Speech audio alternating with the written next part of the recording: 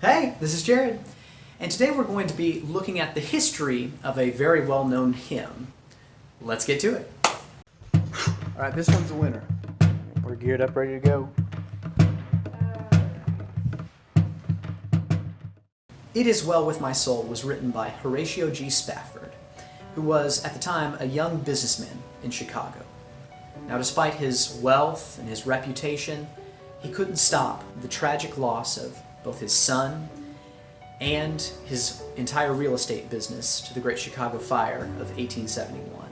As you can imagine, this kind of earthly trial was absolutely devastating and exhausting, not just for him, but for his whole family. So, Spafford decided to take a little trip. He planned a European voyage for him, his 4 daughters, and his wife. Everything was set, but due to an unexpected last-minute business thing that came up, Spafford sent his wife and daughters ahead of him, and he stayed back, was going to join them in a couple days. He was planning on meeting them in the mainland. Not long into their voyage, however, their ship struck another vessel. It sank in 12 minutes. The survivors were rescued and brought to the European mainland. It was there where Miss Spafford sent a message to her husband. It read, "Saved. Alone." Spafford left immediately to join his wife, and he penned this hymn over the spot where the ship carrying his daughters had sunk.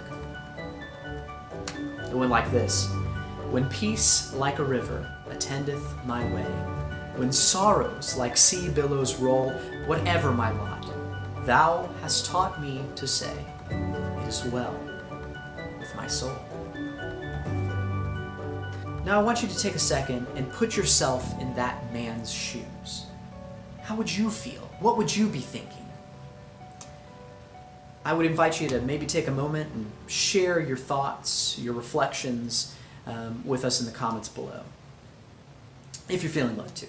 For me, I see that what was supposed to be a grieving trip over the loss of a son and a getaway from the loss of a fortune made a terrible, tragic situation into an unthinkable one.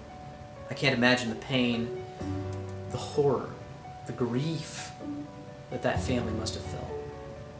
But then, to be able to cross over the spot where your little girls perished, and to look up to heaven and say, whatever my lot, good, bad, sickness, health, peace, sorrow, fortune, poverty,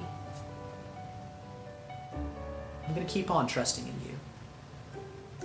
You know, this really reminds me of the story of Job.